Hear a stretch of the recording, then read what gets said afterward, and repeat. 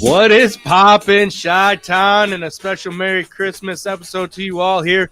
We are Windy City Fantasy, back at you again. I am your host, MC Steve. Across from me, Run, Moose, Humbug. and to the left of us, the one behind all of the bombs that are dropped of digital goodness, Okay. Elliot. Jam Master J, I like it. Right? I like it. That's Number all I two was pick. trying to think of. I was like, man, who's that guy? Jam Master J. How we doing tonight, boys? Early, happy, Merry Christmas to you. Thank you. Merry Thank Christmas you. to everybody. For those who can't see behind Moose, we got a little bit of Chicago Bears Christmas lights. Trying to see. Trying to get just a little bit. Got like 2 or 3 of them. What are we drinking tonight, boys? Goose Island. I'm going to stick with the Natural Christmas beer. Villain, which Nice. Moose is going to be in this week's 5th place runoff. Woo! Yes, happy championship week to all who made the championship, Hydrate or die. right? And as we were talking about before the start of the show, all My three water of us has are wheat, in our Dale. respective championships in our leagues. Moose is in the championship for his dynasty. I am in the championship for my longtime keeper league, the Schnitz and Giggles. Mm-hmm. Elliot's in the championship in his radio league. Yeah, man. So we're all looking for that W for this week. And for all of you who are Mine is the here 2-week league. wow. 2-week Yeah, games. so this is really important. So for all of you here going to be watching us, tuning in, who are in your respective championships, this is no time to fool around, my friends. No, it's the perfect time to fool around. Okay, all right, maybe a little merry and bright It's time, perfect. a little holly jolly. Like you got this team that took you there. Like sit everybody and start somebody different, and like see what happens. Right? Like instead of like starting Kyler Murray, maybe you start Josh Rosen.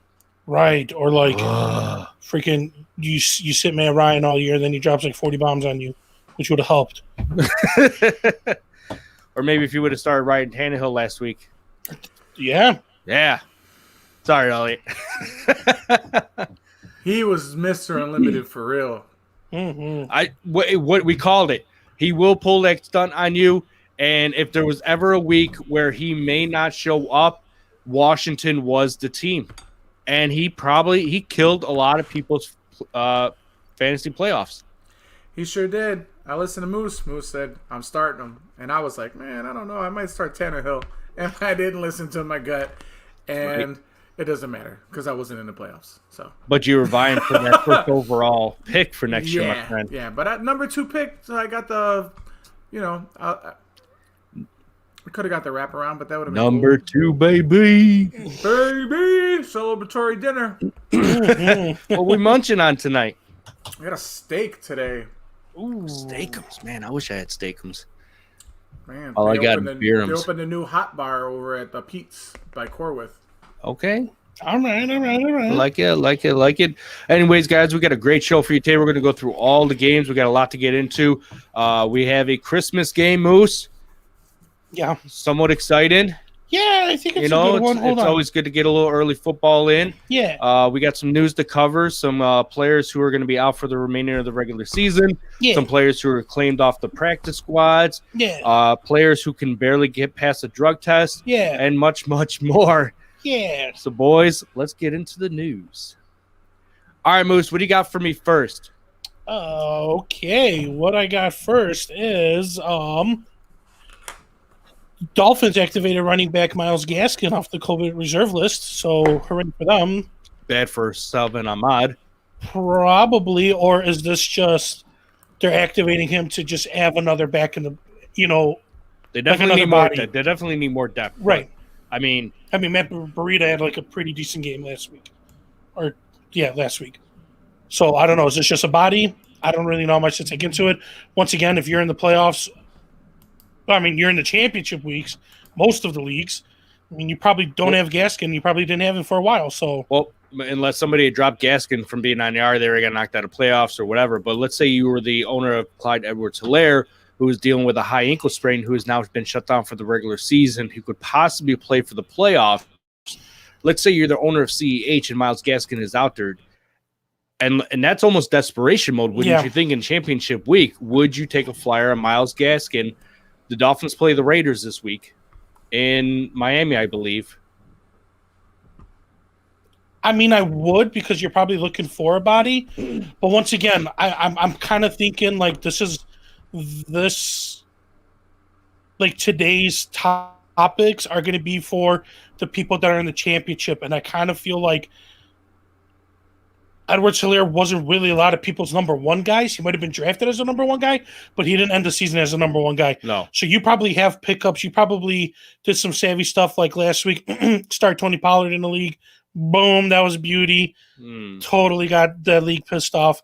But anyways, going back to my little rant right now, like I'm pretty sure you have other guys that I don't think picking up Gaskin will make or break your lineup. Okay. That's just how I'm thinking. I'm kind of thinking if you have, let's say, you kept Gaskin, but you picked up, what's his name, Ahmad? Right. Like, that's where I think that's where the conflict is. If you're in the championship game and you've been playing Ahmad, like, do you sit Ahmad to play Gaskin this week? That's where I think the question has to come down to. And that's whether or not Brian Flores trusts one over the other. Exactly. Has Ahmad proved himself enough to be the starting running back, and then Gaskins comes as a change of back, or right. vice versa. Does So, like, Gaskins my just only thing- automatically get the roll back? Right. My only thing is, like, how healthy is Gaskin? Like, just because they activated him from the COVID, you know, like, is this COVID because he actually had COVID, or was this, like we talked last week, that our team's putting people on COVID, but they're really injured? Yeah. And then I know Ahmad was injured. He was dealing with some stuff. So, I don't know. I kind of think, once again, if you're the owner of Gaskin, you're pretty much monitoring what happens. Yeah. And Jay, happy Festivus. Happy Festivus for the rest of us, boys. And in yes. spirit of Festivus, we shall do the errand of grievances. Oh, I thought we were going to do the feats of strength. Really? You want to take on this boy here for the Feast of Strength? Yeah, I'd probably been like a noodle. Anyways, errand of grievances. What are your grievances for this fantasy season? What are you most pissed off about this fantasy season?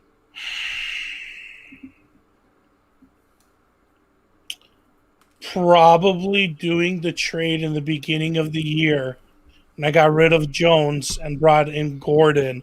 It really didn't help me. I think I could have stayed with Jones for another week or two and got a better deal. Probably the only thing. So I was hurting at running backs. All right, Elliot. You know what? Running back wise, I had the whole Fournette situation that we started out with that I was able to kind of recover from, but I kind of didn't. I wasn't able to recover from the Eckler situation, and that's probably like the one thing that it at least kept me out of the playoffs. So, you know. Yeah, for me, and actually I was about to say it, Jay, and that's Zeke Elliott. That is my biggest grievance. Having him all season, holding on to him. I had an opportunity to trade him away. To be honest. You had Bell and you had Zeke. So right, but I've held on to Bell so long now that it's became a part of me, and now I get to play him this week, and he's actually in a great matchup. We'll get into that matchup later tonight, but definitely Zeke this year after Dak went down. That should have been the moment where he stepped up because that front line wasn't banged up like it is now. And he super underperformed, not like a top 5 running back who was drafted in most people's drafts. So that was my biggest grievance right there. Yeah, I think my other biggest grievance was trusting in Matt Ryan because he kind of played me a fool. He did really 3 really good games. Yeah. And then I played him for 5 straight weeks and he did nothing. Right. And there was like Tannehill was still a free agent in our league, and other guys like just other guys that you could have picked up, like Fitzmagic when he was rolling. I could have picked up Tua. I could have picked up Herbert was still available at one point of the season. So just like not acting on it sooner and kind of believing that Matt was going to get out of that funk. Yeah. It kind of goes in hand with that Jones. Like I was like kind of sick already with like the injuries and him having one good game and no good game.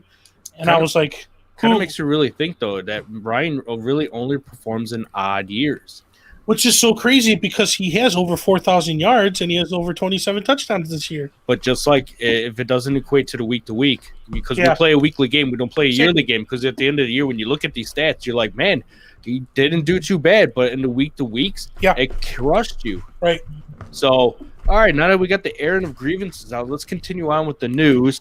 Moose, what else you got on the docket? I think this is a big one, and shout out to our one of our league mates that plays in both our leagues. Panthers coach Matt Rule says the running back Christian McCaffrey is doubtful to face Washington this week. McCaffrey has not played in the last 3 games, he has only played in 3 games this season. Yeah. So a little shout out to my man that playing in the championship who thinks that if McCaffrey plays, he has it in the bag. But Yep. you know, he hasn't won anything ever. So just saying. That's another big fantasy bust, but that's due to injury, not by performance. I mean, you're holding on to him. So I mean, some of the people that are in there, that are in the championship, are really hoping that he plays. But I think the reality is that it's the end of the season, and why force it? That's how I'm looking at it. Right. Another doubtful in this game would be Gibson. He did a walkthrough today during the training, but no real practicing. Still dealing with the turf toe. I doubt he plays this week. I kind of feel like due to the way the season was in 2020 and the uncertainty of the future, like kind of we're like the NFL's rolling with the punches. Like, is it going to be the same next year? That I kind of feel teams are like Panthers have like they're not going to win anything. Yeah. See what I have. Why are you going to force McCaffrey back Mm-hmm. and maybe injure him more or whatever? Same thing with Gibson. Like, Gibson's your future. He's the only offense on Washington. Yeah. Like, why are you going to force that? Just let the season play out. Let's keep these guys on the bench and let him get healthy. Get him healthy. You know what you already have, what he performed this season as a rookie. Because I mean, let's reality. If they have to do preseason like they did this year with the lack of practices and OTAs. like OT and the lack of games, like why are you going to force these guys? Absolutely. And Coach Rivera is a smart guy. He's not going to do that. Yeah.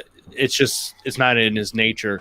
We already brought up Edwards-Helaire with the high ankle sprain, shut down for the regular season. This is a time to shine for Le'Veon Bell. Actually, it's more like a he's technically jumping off platform for his interview process for his next team. Yeah, but Edwards-Helaire is technically not shut down because they're saying that if they make it to the divisional championship game, he could be back for that. Correct, but that goes in the playoffs. But for regular season purposes, they're not. Oh, yeah. You're right. Yeah, you're right. But this is basically Bell's time to show his next team, like what he still has, what he can do, perform behind a good O-line, a good quarterback going forward. And I'm pretty sure whoever he signs with next year, he's not just going to take the paycheck like he did with the Jets. Yeah. He's looking for a championship. If he doesn't get it with the Chiefs, he's already in a one-and-done contract with the Chiefs. Right. I doubt the Chiefs re-sign him after this, being behind Edwards-Helaire all year. I don't know. Guy's only 28. He's going to be 29 next year. He's still got a couple more years left in the tank. So I would like to see him sign with Seattle. Okay. I think that would be really cool. Russell Wilson and kind of have that receiving back, and then Carson being that power back. Maybe he goes to the Niners, who just placed Mostert on IR. Yeah, but the Niners have like 100 people. But they got a good running offense. He's not getting the TDs. He could be a number 1 in San Fran. You think so? Well, they like Mostert. Here's the thing: they like Mostert, but Mostert's been dealing with a lot of injuries. Now you got Jeffrey Wilson going to take over. San Francisco plays Arizona. Yeah, they play Arizona this week. Yeah, no, but I'm just saying, like, I'm just like Bell goes to. So who's the home team? I think San Fran is the home team. I'm surprised. We're playing at your house, but I'm the house team. No, but like, I mean, if Bell goes to San Fran, though, I mean, I think it's. I wouldn't draft him next year. Then, I think that would be a waste of a pick unless I get good value. It'd be way too loaded of a backfield. I like your idea of him going to Seattle because it's a copycat league, and I can see a lot of people trying to do what the Browns are doing. Mm-hmm. So with the 2 running backs, but it's not like the old ground and pound style. Right. It's more of an up tempo. Like I have 2 guys that can run between the tackles and catch. Like realistically, like the games that Seattle struggled is they took out the receivers and they tried to make a beat on the ground. So now if he gets a guy like Bell that can catch out of the backfield, dude, dump those off all day. Like Wilson will do it. Like 5, 6. Get rid of one of those tight ends. Well, yeah, I mean, yeah. Goddard or Logan Thomas? We have a question from Jay. I think, if I'm not mistaken, Goddard's playing Dallas. Mm-hmm. I'm sorry, the Eagles are playing Dallas. Eagles are playing Dallas. And Goddard's playing Washington. him by himself. Oh, yeah, I know. That's such. So I like Logan Thomas a lot, but I like him better with Alex Smith. Allegedly, Alex Smith is healthy to go this week, even though he gets limited practice. He is marked in as the starter. Right. But I'm going with Goddard here. I think Elliott touched on it too. They have nobody there. They have nobody there, and Hurt and Well, okay, so I'm going to stop you right there because Jalen Hurts got named the starter. I was going to segue into that. Right. These last 2 weeks, Jalen Hurts has really outshined Carson Wentz to where, like, now they can be like, for the rest of the season, let's see what the rookie can do for the rest of the season. And what he's done then is he's actually made the Philadelphia wide receivers viable again. Well, right. Because these past 2 weeks, you've seen Greg Ward, the rookie Quentin. I believe his name is Quentin. I can't think of the last name. There was an Alshon Jeffrey sighting last week. But what was surprising is both Ertz and Goddard had under 10 fantasy points last week against Arizona, the Cardinals, who they still give up enough fantasy points to opposing tight ends. Okay, which I totally get it, but I'm also looking. He was targeted 8 times, so that's where I see the value of a tight end. I don't care. So he only got under 10 points, yes, because he only caught 4 balls for 39. But he was targeted 8 times. I think that was the second most targets on the team. So imagine if he caught all 8. Let's say all 8 are between 8 to 10 yards. That's almost 80 yards on top of 8 catches if you're doing a PPR league. Yeah, loosey-goosey math, sure. Yeah, right. So now he's anywhere between 16 to 18 points instead of the 9 that he got because he caught half of his balls. So he caught 6 points last week. Yeah, he had 9.21 points. I was going off in more. I'm going to PPR. Sure. Right. Okay. Yeah. Sorry, I was looking at the wrong format. But what I want to bring up is, so since Goddard's been back, so he came back week 8. He only had 1 target. Then there was a bye. So since week 10 to week 15, he has targeted 6, 6, 10, 7, 6, 8. And Hearns has been the starter for 3 of them, which was 7, 6, and 8. And he played half of the game for Seattle, which was 10. So if you're looking at value, I think Goddard's a great start for this week. Once again, if you go now to Logan Thomas, which this is why I said, Jay, this is a great question, because when Alex Smith is in, excuse me, bless you, thank you, he goes to Logan Thomas. And I mean, look at Thomas's numbers. The last 9, 7, and 16 were his targets. Against Pittsburgh, he went 9 for 9. Against San Francisco, 7 for 6. And against Seattle last week, 16 for 13 with 101. I actually like Logan Thomas this week against Carolina because they give up the 10th most to tight ends, which is still like you said, you just hit everything on the head with between the chemistry between Alex Smith and Logan Thomas.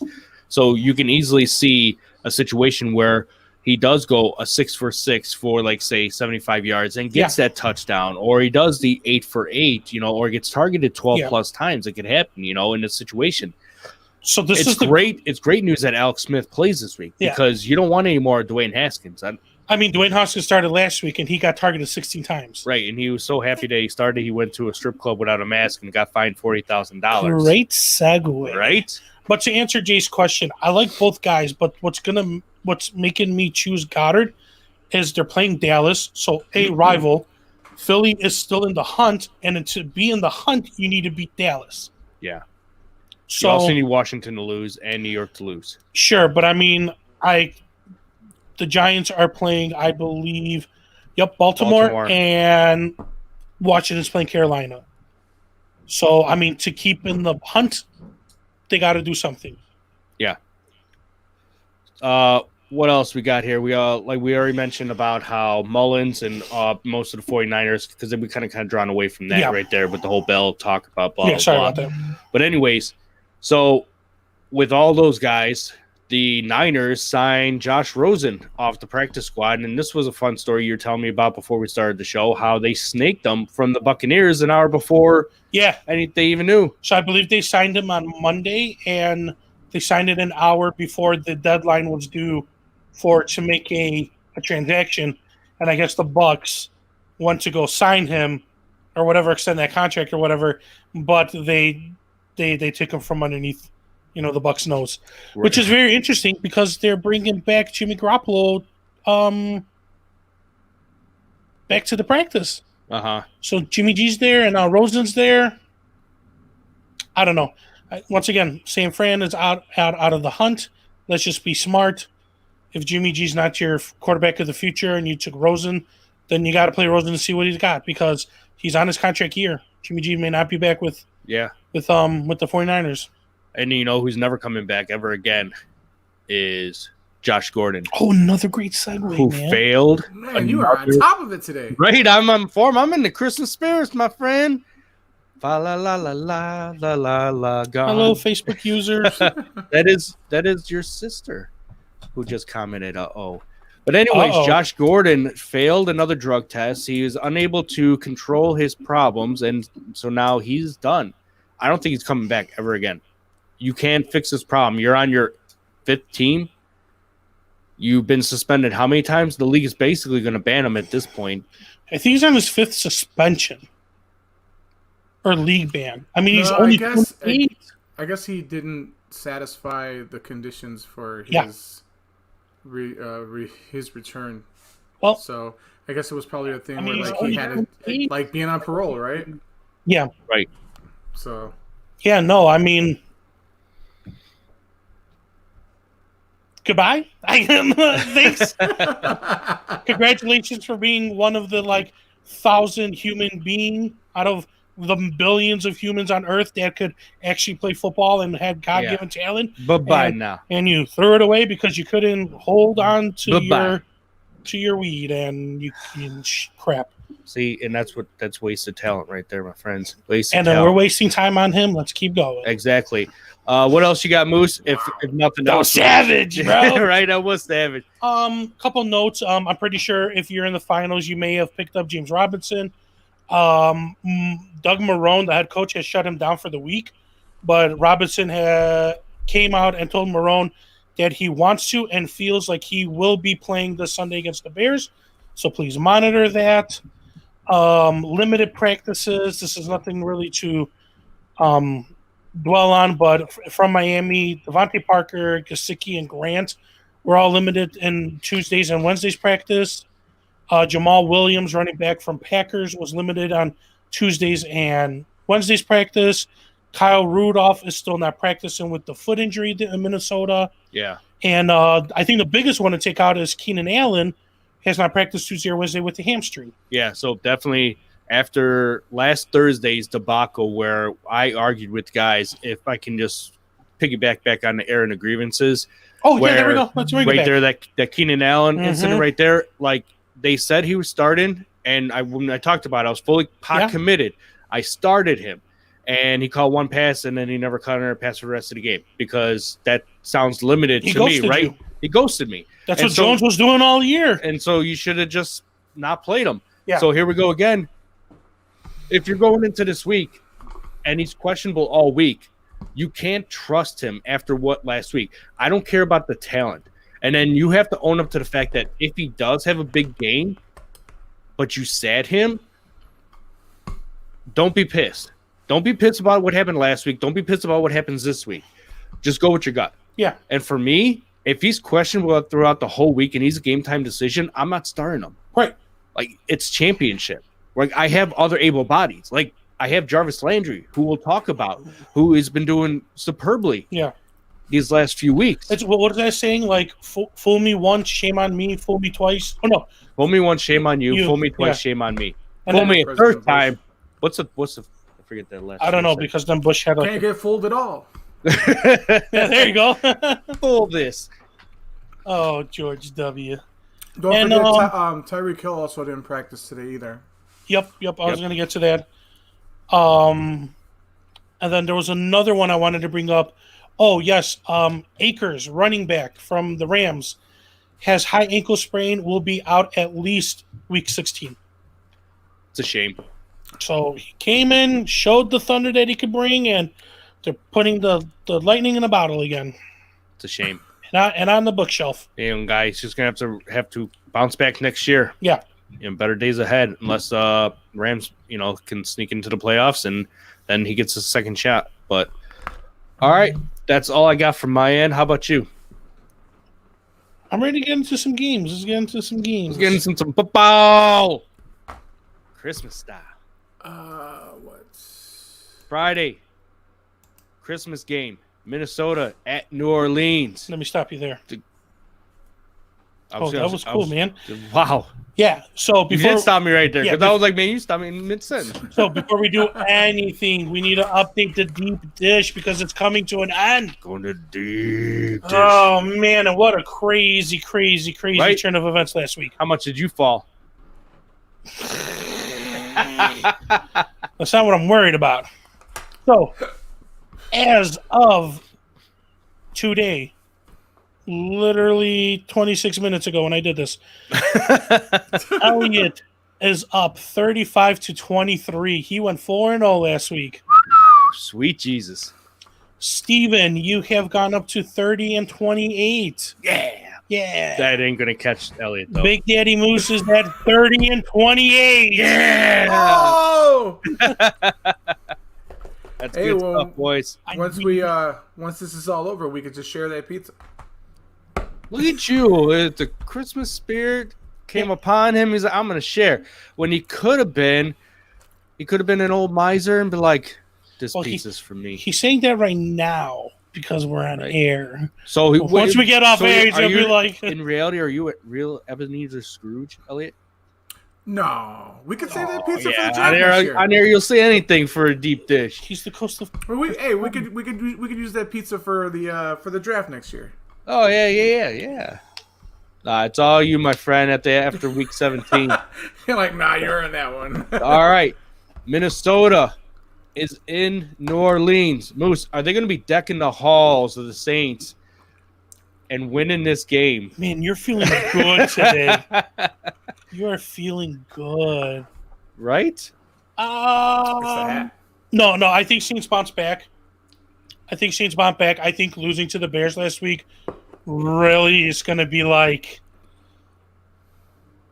I think the Bears took like the last like spirits of the Vikings and like we sank their ship. Right. And He's here all week, folks. Here Twice all on week. Wednesday.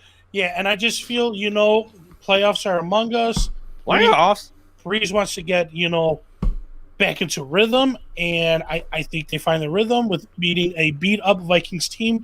I think Vikings should probably do the same thing what I said. Shut down some of your key guys. Like, don't drive Cook into the ground. Like, start more Madison or at least give him more carries. Kind of spread out the ball.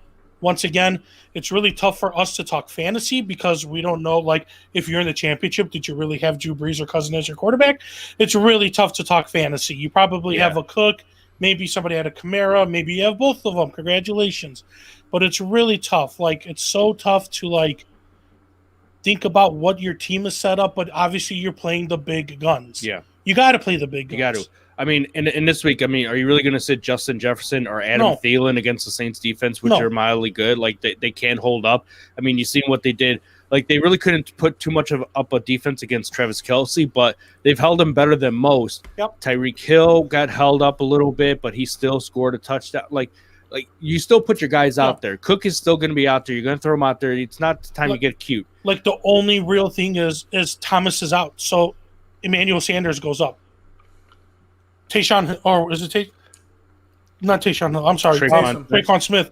But once again, I don't think if you're in the playoff or in the championship, you're going to play this. No, if anything, if you were hurting a wide receiver, I'd be looking at the Emmanuel Sanders side of it if he was on my team, because most likely he's not available in free agency. He's on somebody else's team right now. If you're the smart Thomas owner and you saw everything that was happening, you picked up Emmanuel Sanders or you drafted him in the beginning of the year, and you're like, fuck it, I'm riding the bench with him because when Thomas went down, you're like, hello. Yeah. So, and sister, Moose is drinking on life as usual. Always. And me and Elliot got some Goose Islands. Always. You got to hydrate or I die. Right. was, I was one of the lucky guys that was able to handcuff Camaro with Latvias. So Right. Leviticus. I have to come up with one more name before the championship. Latvius, Leviticus, Levante. What's that? Licorice. We call him licorice. Yeah, so I kind of feel like this, like today's kind of like games are going to be more of us talking about like the playoffs and the teams, and take that with the grain of salt moving forward with your fantasy team. Yeah. So speaking of which, I mean, obviously, like, let's say you were the Breeze owner, and because Breeze had dealt with the multiple injuries, and yet he still wanted to come back, but they forced him to sit out against his own will. And in time you pivoted, let's say you pivoted to get in Baker Mayfield, or you were able to get a Justin Herbert. Do you feel confident? And I say this because Minnesota's defense is very weak against quarterbacks. Do you feel confident enough to start Drew Brees if you're in the championship because you held out all this time and you survived these weeks without him because you either used like a Baker Mayfield, or you're streaming with the Justin Herbert if you happen to get your hands on him, or any number of quarterbacks that you might have been going through until he came back healthy?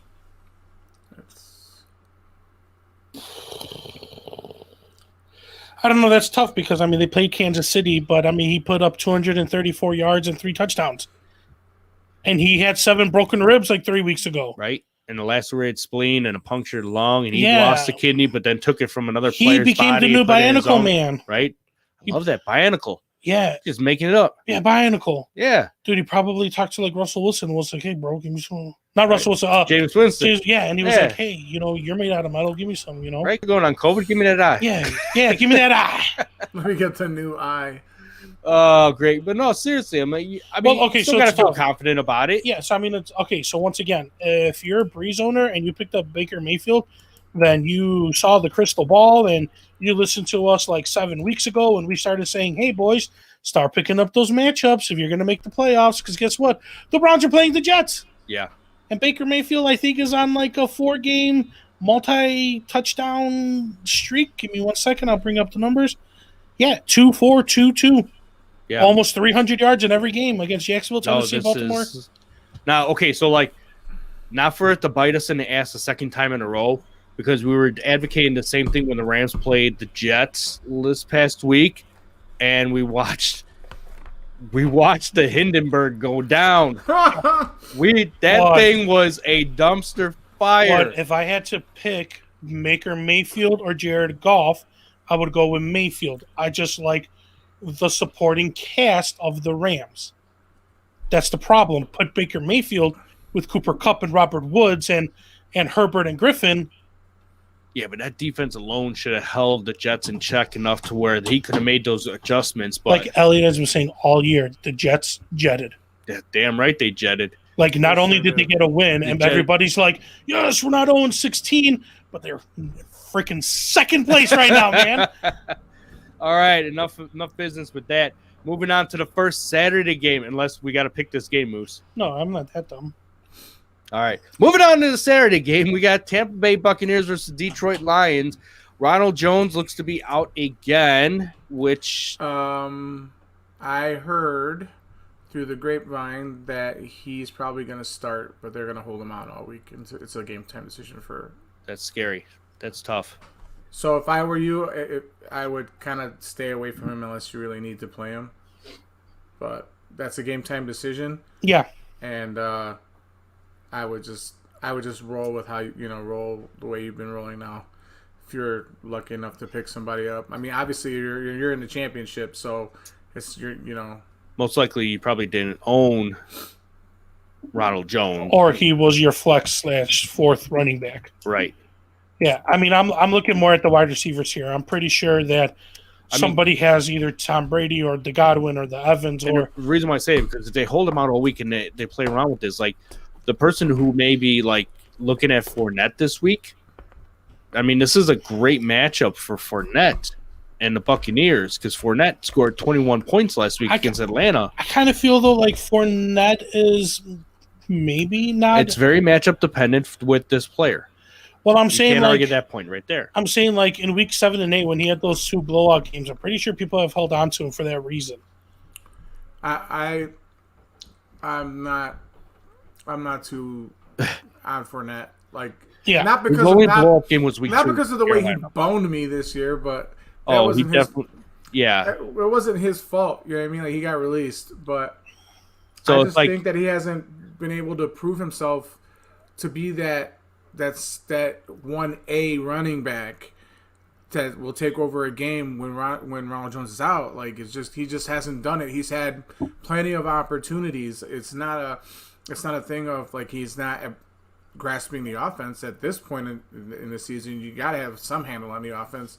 I just think that like he's maybe a mid-tier to maybe a high flex running back. He's not a starting running back. He's just not. The best feeling that you can be given about Fournette this year, especially if you had him in Dynasty or you drafted him with the hopes that actually he would produce this year, because the excitement of him going to Tampa Bay was the equivalent again, a tap on the shoulder and you're saying who's there, and it's like finger in the butt. Oh, okay. I mean, basically that was it right there. Because literally that's all Fournette has done is because week 2 was his blow up week, and then he did nothing until week 7 when he got 15 points, then 10, then 10, then nothing, and then now 21 against Atlanta. Now we got to go against Detroit, and if they plan on using Rojo as that, like, is he going to start? Is he not going to start? How are we going to, if we suit him up? Because remember what happened with CEH 2 weeks ago where he was dealing with an illness all week, not COVID related. They still suited him up, but they didn't play him. Obviously, okay, this is different. This was still part of your regular fantasy season. You'd be like, all right, maybe I'll take a shot. Let's see what happens. Or I'll pick him up if he's there, blah, blah, blah. But we're a championship, like you said, Moose, so why even bother, right? Right. Like, I kind of feel that the Bucs are playing now. They're playing to their strengths, which is Tom Brady, and they have now 3 to 4 crazy wide receivers. And I feel that he's never had in his whole career. Right, exactly. He's a kid in a candy store. He's about to make the playoffs, first of all, and then he's giggling because the Pats got knocked out of the playoffs. Yeah. So I mean, he did everything that he said he was going to do. Yeah. And here comes poor old Lions to where he could be like, yeah. Let me really show you what I could do now. So who's the wide receiver who feeds the most on the Buccaneers? I think it's Godwin. He plays the number 1 slot, but I can notice like a lot of the games he goes for Evans and with the 20-yard line and the end zone. But other than that, he's looking at Godwin or Brown. Okay. That's what I was thinking. It's like Mike Evans. If Mike Evans is not going to have a ton of yardage this week, but he may have a ton of points. Yeah, because that's his go-to guy in the red zone. It looks like it's Gronk and Evans within like the 20-yard line. Yeah, definitely. Yeah. Okay. Anybody from the Detroit side worth even talking about this week? Marvin Jones. I would say DeVonta Swift. DeAndre Swift. Him too. Did I make it up? You made up another person. DeVonta Swift? Maybe there was one once at one point. I'm just thinking just because he kind of had – so the last few weeks – last week he had 15 carries, 67 yards, 2 TDs, 5 for 4 for 15 yards. The only thing that sucked is I believe he had a fumble. Yeah, he had a fumble loss, which really hurt his numbers. But, I mean, once again, if you're in the finals, I don't know. Like, did you have DeVonta Swift from the draft and you took a shot at him in, like, the 13th round? What about Deontay Swift? Deontay Swift. Well, so that's his twin brother. He's still playing in the college level. He didn't come out. He decided to stay another year. Okay. So he plays for Georgia Tech. What about the Blonde? The Blonde. The Blonde Swift. Yeah, the Blonde Swift over there. He's a rookie, right? Yeah. Yeah, he is. He had a decent year, but I mean, if you're in a championship, I don't think it's because of one of the Swift brothers. Either one, you could play. Yeah. The Swift family. Yeah. All comes down. All right. We got nothing more to talk about that. Let's move on to the next Saturday game. How do you know that's not a game we have to pick? Oh, jeez. No, it's not. Thank you. Thank you, baby Jesus. All right. Moving on. San Fran, Arizona. Wait, who's hosting this one again? Is it Arizona or is it San Fran? I want to say it's San Fran. I think it's Arizona. I think it's Arizona.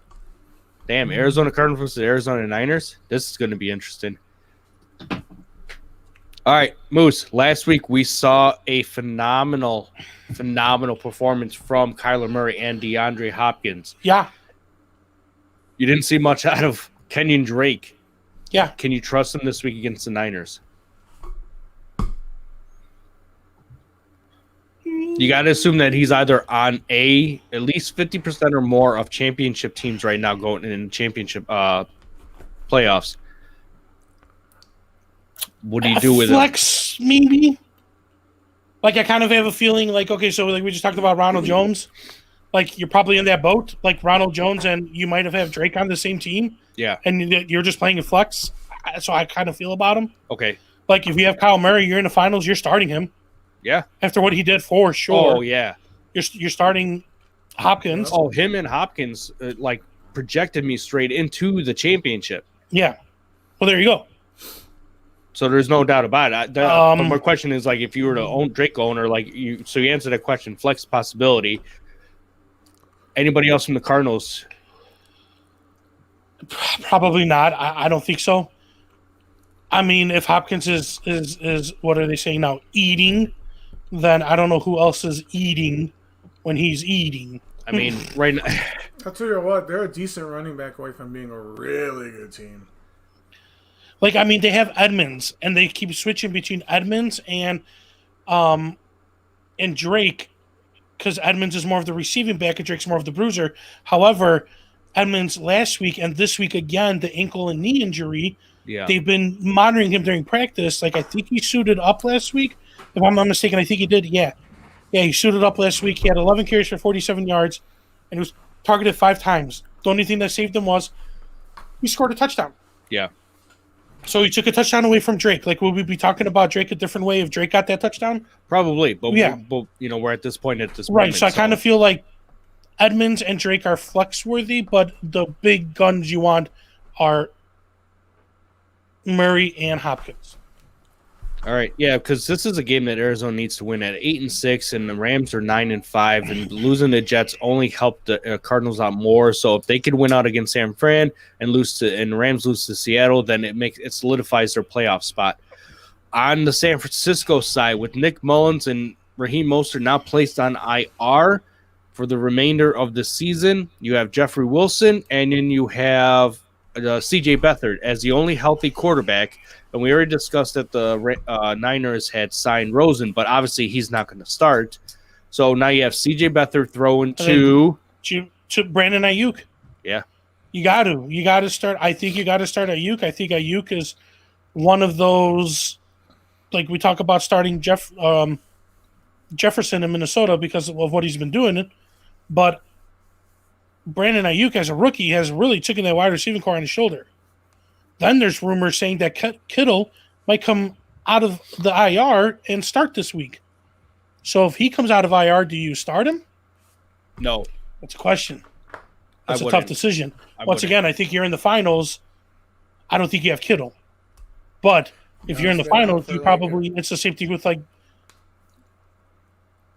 DeAndre Swift, Currently, the Cardinals are giving up the fifth least amount of points to opposing tight ends. And based on Kittle's skill set, even with those odds right there, it still looks good. But given the fact that you're just coming off IR, you've been reactivated, haven't been playing since week 8. I was going to say, I'm right about that. Let me double check my notes here. Week 9. Week 9. Okay, so I was my mathematician. So yeah, so you haven't played since week 9. That's a hard pill to swallow in championship week if you've been sitting on him all this time. And let's say you've been streaming your tight ends. Say you've been listening to us and streaming tight ends such as like the likes of Henry, Logan Thomas, Dalton Schultz, The Hawk. Yeah, the Hawk, like whoever's available out there, anybody with a pulse to get you by.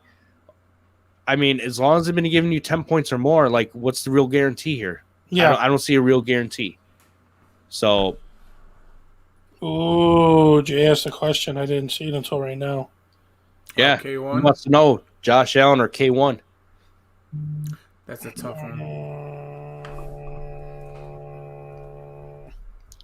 got to give me K1 on this one. I mean, well, I'm thinking. I mean, the matchup listen, is good for both, but I definitely. this would this go New K1. England team is defeated, but they're not dead. And even though they've lost Stephon Gilmore for the remainder of the season, and Buffalo's clinched it. I'm going with Josh Allen. I'm going K1. Okay. I'm rolling with K1. K1 got me Okay. in the chip, so I'm rolling with K1. There you go. There you go. All right. Yeah, got you to the ship.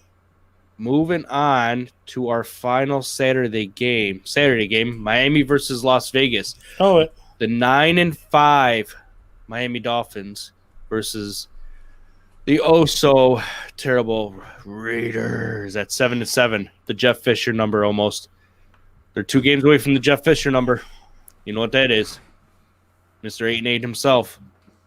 Every season. So let's talk Dolphins, that's what it though. should be called. It should be called Going Fisher. Go, yeah, I like that. Going Fisher. So, anyways, Tua and the Dolphins. Mike Gesicki, questionable. Mhm. They upgrade Gaskin. Now we don't know who gets the start. It should be Ahmad. Bless you. Excuse me. Bless you. Still, Devontae Parker is a mystery out there. So what to do? Who do you really trust Gesicki? if he plays? Sure. Yeah. No, that's who I trust. I just trust Gesicki. Like you asked me who I trust, I just trust Gesicki. And like I've been saying on the show numerous of times is that I think that Tua is not a great passer, but he's a great scrambler, and he could extend the plays, but he needs to work on his arm strength. He needs to work on a lot of things to make him one of the top tier quarterbacks, not just running around and scrambling to, it's one thing if you're running around, you're scrambling, you're making a play, but you can't throw the ball more than like 5 yards. Right. And that's, he threw for 145 yards with an interception last week.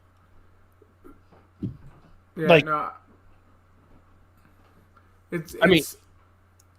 It doesn't matter. You're not starting anybody from the Dolphins, really. And it's the big tuna, by the way, man. Let's give that man his respect. No, I am. I'm giving him the respect that he deserves, that he's a rookie quarterback that came in halfway through the season that is learning how to play football. Yeah. Like on the NFL level, not the college level. I mean, we've seen many people, Sam Darnold, I don't know, first overall pick, taking the Jets to 1-16 after 4 years. Like, come on. Not saying that Tuna's Darnold, but we see some quarterbacks. And, unfortunately, this is what you're getting with Tua. If you had Ryan Fitzpatrick, that's a completely different story. He's going to stay in the pocket, and he's going to try to beat you through the air. Yeah. Tua's not. Okay, my read's not there. I'm picking up whatever I can, or I'm going to extend the play. Unfortunately, he can't make those plays. Yeah, so that's probably what the offense is geared to anyway. It's probably like, look, this is the play. If you're like scan for the first read, if it's not there, take off. Yeah. But that's how majority of the league is starting. It's going towards anyways. It's more mobile quarterbacks. You don't have any pocket passers. I mean, look at the majority of quarterbacks in the league right now. All the big names that we're talking about: Josh Allen, Kyler Murray, Mr. Unlimited, Patrick Mahomes, Deshaun Watson, Lamar Jackson. You go down all the way down to the bottom. Even Trubisky. They're all running quarterbacks. They don't see the read. They're just running. Right. Because that's the system now. But that doesn't so you could run. That's great. Right. But if you can't pass. And the difference between all of them and Tua is that Jackson, Mahomes, Wilson, all these guys could flick their wrist like 90 yards, where this guy flicks his wrist and hopefully doesn't break it, and it goes 10 yards. Well, it's yet to be seen on what Tua could do for flicking his wrist, but we've seen what Jackson can do for flicking his wrist, and it ain't that much of a flick. It's a flick, bro. It ain't that much. But when he flicks his hips, he's Dak, gone. You know it. Right? No, dude, Lamar Jackson could throw the ball deep. He just, once again, doesn't have nobody to throw to. Don't worry, we'll get to the Ravens, Mr.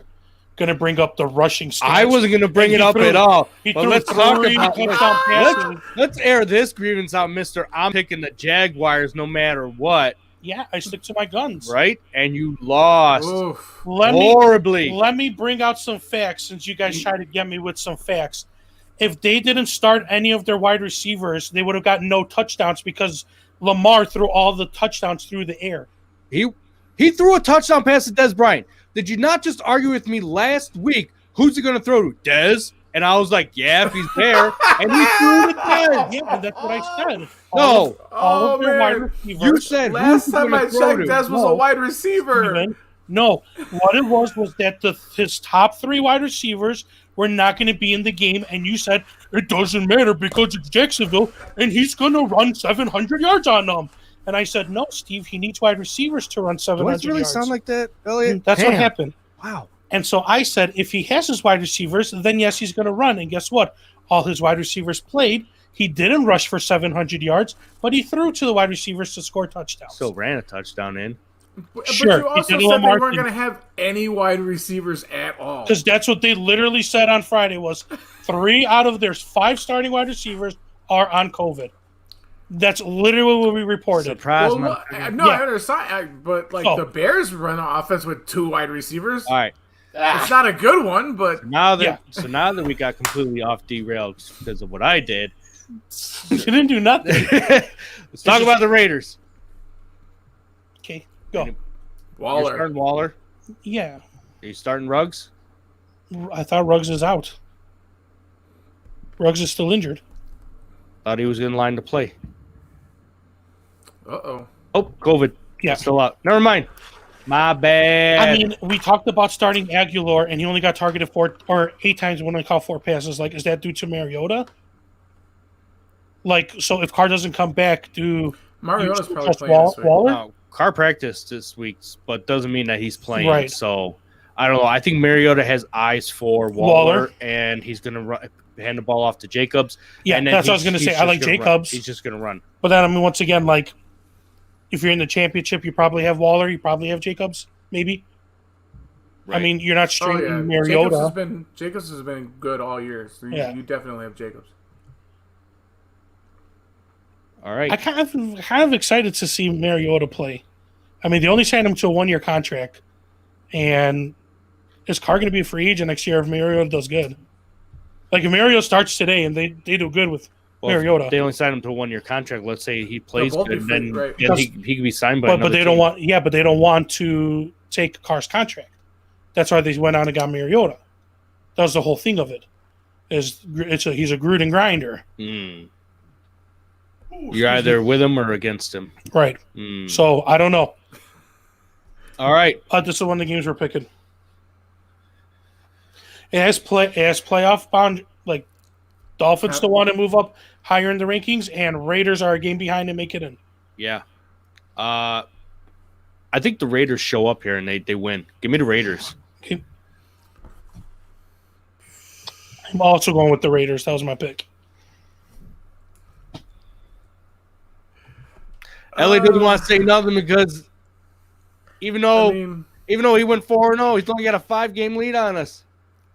I know, Every pick counts. but we only picked 4 games. That's fine. We got week 16 and 17 to go, my friend. Yeah, I know. That's enough battleground. I'm gonna go down with the ship, so I'll go with the Raiders. Okay. We're having him pick the next one first. Yeah. Yeah, I should have listened to Jay earlier when he said make Elliott pick first since he's in first. All right, Indianapolis, Pittsburgh. This is really interesting because Pittsburgh has gone 2 weeks in a row of losing. Right. And I'm not talking about losing to good teams. Man. Like, I'm not saying that. Okay, I like what Washington has done this year, especially what Rivera has done with the team. We talked about this. But what the Bengals did with Ryan Finley, Gio Bernard, basically no defense. The only thing I could chalk it up to was the Steelers literally took them for granted. They're pretty much were like, it's like this the is tortoise a and the cakewalk. hare. Yeah. It was totally the tortoise and the hare.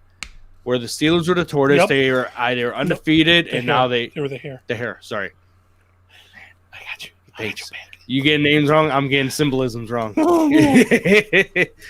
Anyways, yeah. So this is totally what it is, and they probably took him way too for granted, and the fact that they didn't have Connor, Yep. they didn't. I mean, Snell still played good, Yeah, he did. but I think literally what happened was they took him for granted. They let him get in the game too much to where they build their confidence, and then they could not come back. That's what I think happened. So, with Indianapolis defense being within the top 5 in the league this year, Right? how confident? Like, if we're talking about major players, right? Maybe Big Ben's not on your championship team, but maybe Juju is. Claypool. What if you picked up Claypool in the middle of the season? You've been playing him because he's the number 2 rookie wide receiver behind Justin Jefferson for a reason. All those touchdown passes. How confident are you against this Indianapolis defense? I mean, they do give up points. They respectively give up an average of 20 points per game to opposing offenses. However, they do a lot of takeaways. They get they do take the ball away. I mean, I kind of feel like we can't really ride off the Steelers. I think they have too good of a coaching staff and too much of veterancy. See, that's a made-up word, but I'm going to go with it. I like it. I like it. Veterancy. Veterancy. A lot of veterans on the team. Veterancy. Yeah. If we learned anything from Jones Barbecue and Foot Massage, is that you can take any word and make it deliciable and legible and audible. Exactly. And we're doing all that with Steelers. Yeah. So I think they're going to bounce back and have a better game. So I'm not going to say sit the Steelers players that you got, but just expect a shootout. And you can't be pissed off. Like, you can't be pissed off if you're starting the Steelers defense and the Colts, old man Rivers is like actually lighting them up. I don't think Rivers can be considered a trap this year. Like we kept saying Rivers is a trap. I'm just saying I started him the last 5 weeks and he led me to the playoffs. Yeah. So last week Zach Pascal had a great game, 2 touchdowns. Mm-hmm. Hilton didn't have the performance he had against Houston earlier in the season, but he still had a good game. I'm still on the boat. Don't trust any of the Colts wide receivers. You can start Rivers because Rivers is throwing everybody, but you can't pin. The pen is broken when it comes to the Colts. Pen is broken. I think the pen has not even Jonathan Taylor. Well, see, I like the John. I've been saying that since Jonathan Taylor's been back, that Colts offense looks to be different. So yes, I would say start the Taylor.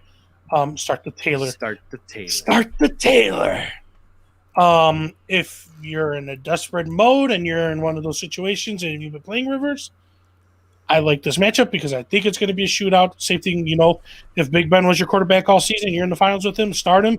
You got to start what you got. Juju, I think you can start him. Claypool, you can start him. Johnson.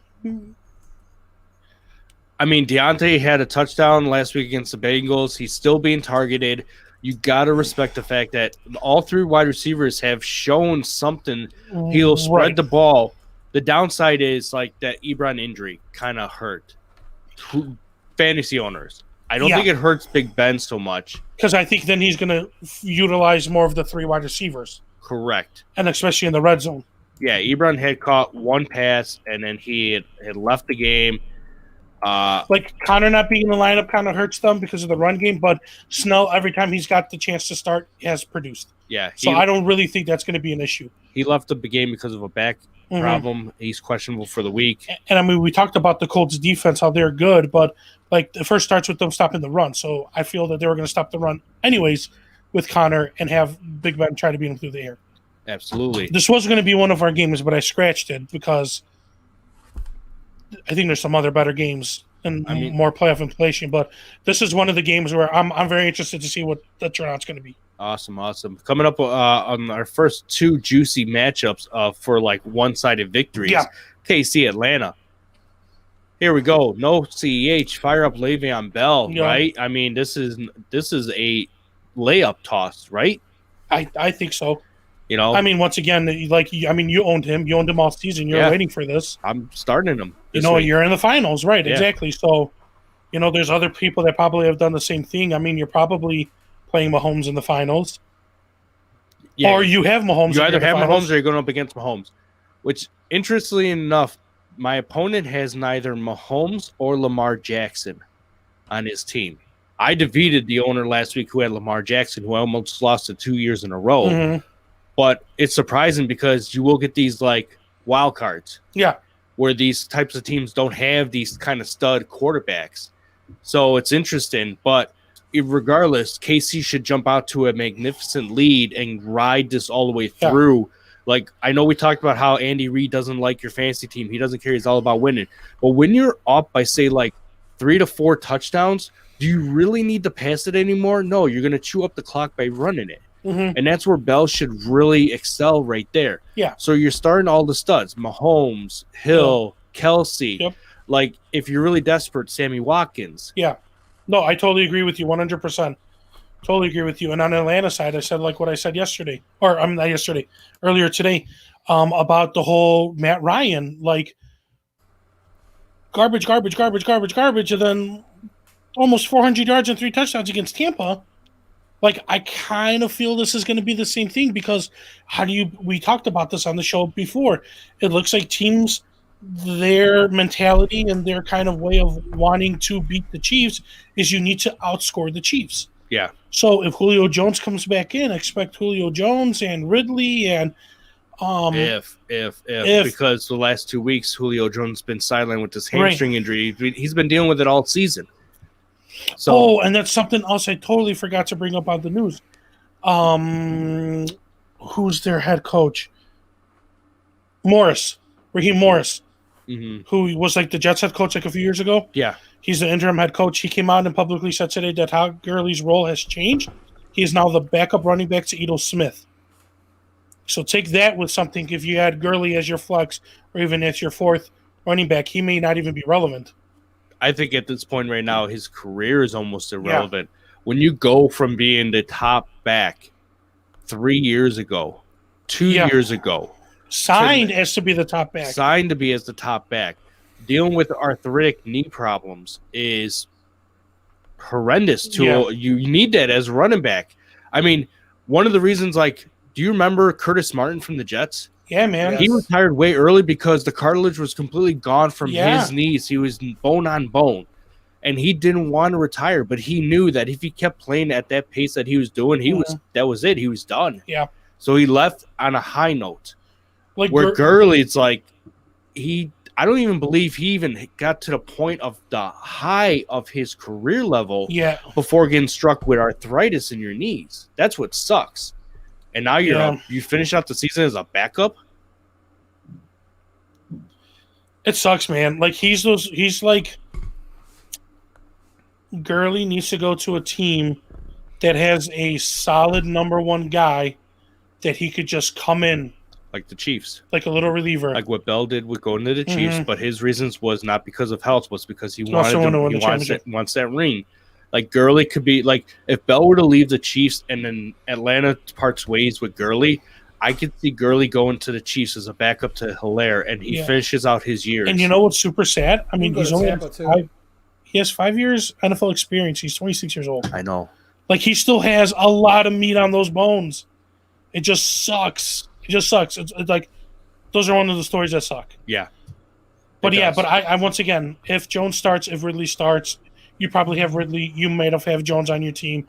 But I'm just going off of a game perspective, not fantasy-wise, that I think this may be a shootout for Atlanta because I think that's the only way you could compete with the Chiefs is if you outscore them. Yeah. Do we really got to talk about Cleveland and Jets? No. I think Mayfield. I think you have Chubbs. You have Hunt. The Chubbs, man. Listen, I'll just say this right here. Maybe Landry. That's the only guy. After the Jets fired the defensive coordinator and made, I forget the guy's name, the interim defensive coordinator, there seemed to have been a small change in the mentality of the defense. Now, they just lost Quinnen Williams to IR, the rookie D tackle, who was having a fantastic season. So that attributed to a lot for their front seven, bringing the pressure. But realistically, Cleveland should manhandle the Jets in a ridiculous game. But let's be honest, the Browns' defense isn't very solid itself. No. And they could find themselves in a shootout with Sam Darnold. Yeah, which I feel confident. Like I said, Mayfield's doing great. Like obviously, you're not starting. Yeah, but obviously, you're not starting anybody from the Jets in the championship. Probably so just not. write off everyone. The Chowda, Rashard Perriman, Mims. I feel like Burchard sounds like a brioche or whatever, you know? I got food on the mind, Oh yeah. right? Some chowder and brioche. Man, I'm full. Yeah, you Like stop right bruschetta. there. That's what I was like, bruschetta, yeah. I was trying to think of the word and not sound dumb. the bruschetta. Bruschetta. All right, so yeah, Cleveland, you're starting Hunt, you're starting Chubbs, you're starting Landry. I really like Landry this week against the Jets. I mean, the last 3 weeks, he has not disappointed. Yeah, and we talked about the whole Baker Baker Mayfield. Mayfield. Yeah. And because Baker Mayfield hot, the rest of the team is hot, but no one's been hotter than Landry. So he had a bit of a hiccup against Baltimore, but that's to be expected. But listen, Jacksonville, 33 points, Tennessee, 20 points, New York Giants, 19. The Giants secondary is actually decent this year. They have a good linebacking core. They have good corners. And he put up 19 points up against them. 8 targets, 7 receptions for 61 yards and a touchdown. Now you go up against the Jets defense, I believe, gives up almost the 12th most points, fantasy points, to opposing wide receivers. This should be another one of those not so easy layup games, but a fun game for you to play, start them with confidence. Yeah. And that's all I got to say about this game. Yeah. All right. Cincinnati, Houston. Here's another fun game, Cincinnati, boy. right? Start the All Bengals day. defense because they're going to surprise the hell out of you. No, please don't. Don't Yeah, do nothing I don't that know. stupid. Why is Cincinnati a better team than Houston? Even without Joe Burrow. Is this one of your picks, Moose? No. No. I know this game is not one of Moose's Yeah. picks. I'm just saying though, David Johnson last week came back and he came back with a vengeance. 11 for 106 yards. He had that stupid fumble, but Maybe if a certain league mate actually played him, he would have been in the championship. maybe. Were you talking to me? No, Yeah, I was like, I another don't league know. mate. I don't know. I don't trust Finley. I don't trust anybody from the Bengals side. I don't trust Watson. I mean, What about Gio, though? I mean, listen, Houston still gives up a lot of points to running backs. You're telling me that in a week where, like, you might flex in Gio? I don't know. Like, you got, like, realistically, like, on the show, like, every week we beat Gio, and Gio does nothing. He actually did something against Pittsburgh because he had 25 carries for 83 yards, and he got his touchdown. And Volume, my friend. and he had one catch for 14 yards and a touchdown. Volume, my Against friend. Dallas, where a lot of people who listen to the show said, start Gio. He had 3 carries for 8 yards. Yeah, You're not starting Gio if you're in the finals. Come on, let's be realistic here. I know. Against Houston, All right. you're only starting him unless we talked about like the Ronald Jones situation, the Gurley situation. Like if you're at that If position, you're in a desperation mode because Yeah. you lost guys. like even the whole Zeke, if you're not trusting Zeke, but once again, I don't think Zeke's your flex. No. You're starting Zeke every week because he's your number 1 running back. You probably picked up somebody like Is he gonna maybe play this week? Robinson. Is he going to play this week? I don't know, but that's what I'm trying to get at. He's slated to play week 16, but it's not. Slated to play last week, too. You know, like even I don't believe the Mixon owners were fast enough to pick up Gio Bernard. Like that's the only scenario where I see you playing him was Mixon was your number 2 guy. You didn't get anybody, but you had that handcuff of Gio. Like I don't know. It's like so hard. Like I look at this game and I don't see any fantasy relevant at this point of the I season. don't either, but I Watson, just feel like NFL-wise, And that, David Johnson. you know, That's all this I would is see real. out of it is David Johnson and Deshaun Watson. That's about the only fantasy relevance Yeah. you're going to get out of the game. But yeah, go, Deshaun Watson's going to have a great game. If you Yeah. have Deshaun Watson, you'll be fine. and then to go off of Elliot, what Elliot was saying is it's true, but I do kind of feel that Watson getting Cook back because Cook missed a few games. He was playing injured last week. Getting David Johnson back, I feel that this offense could put the points on the Bengals, and their defense isn't that horrible. And then it's tough because the Bengals upsetted the Steelers, so it's like, well, But that's topsy-turvy. football. Yeah. That's any given Sunday. That's hashtag 2020. Like I still feel Houston wins. I think Houston wins well, but I get where Elliot's coming from, where it's the Bengals could still be that better team even without Burrow. And we miss wish Joe Joe Burrow. Burrow a speedy recovery back for 2021 Hey, did he season. ever did he ever get back to us about that card? No, not yet, but I did get confirmation that he received it, so I'm waiting back on Thank you. Shucks. I know, right? Anyways, New York Giants, Baltimore. Oh, I wanted to bring up, how did Daniel Jones take that you were, giving him a card, but you didn't send nothing to Jones? You know what? He'll deal with it. Yeah, you're top 5 quarterback, right? Right? Top 10. Top 10. Top 10.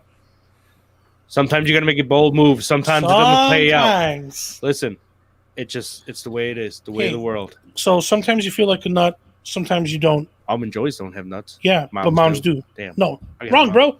Why'd I even listen to you? What's the next game? Mounds don't. Mounds don't. Somebody said Mounds do. Jay wants to know no love for Boyd. Tyler Boyd. Tyler Boyd's in concussion protocol right now after he got knocked out of the game. It's hard to tell whether or not he's going to start this week. Yeah. I don't think he will. I mean, if he does, concussion protocol. If he does, if the grade of the concussion wasn't severe, then he'll most likely start. But honestly, I don't know if I could trust that. Yeah, I mean, he had one target against Pittsburgh, so yeah, against Miami. So the tougher defenses, they really kind of shut him down. The Houston a tough defense, but I mean, if they don't have everybody. The fantasy relevancy for that team is more next year than it is this year. Right. 100%. Anyways, Giants, Baltimore. Bless you. Thank you. I was like, oh man, I don't know what's gonna happen. Man, that is going around. Not too long after you go, I go. Right. It's dust and heat and wintertime. Sprinkle of pixie dust and too many fa-la-las. COVID. Definitely not COVID, my friend. I don't know. I'm looking at this game. I think the only fantasy is you may be in the finals and you may have Ingram and Andrews. Or Andrews and as Lamar. Your tight end. I think, Lamar. Maybe that's Dobbins. It. Maybe Edwards. But are you really going to play them?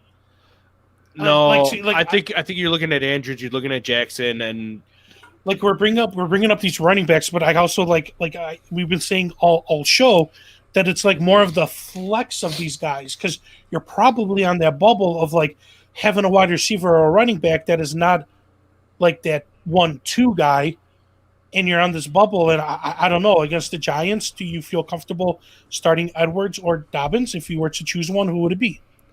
Dobbins, probably, right? It'd be most likely Dobbins. Yeah. Dobbins taking command and lead of it. But listen, it seems to change from week to week. So unless they're going to be committed to Dobbins for the rest of the season, it might be Edwards this week. It's going to be too hard to tell. Yeah. So just stick with what you've been playing with. Yeah, and I think Ingram is out. Yeah, Ingram was out. And I think it was a healthy scratch last week. So once again, we already said that ship is sailing. Yeah, so he may find himself in a new team next year. Mm-hmm. And that's just the way of the NFL.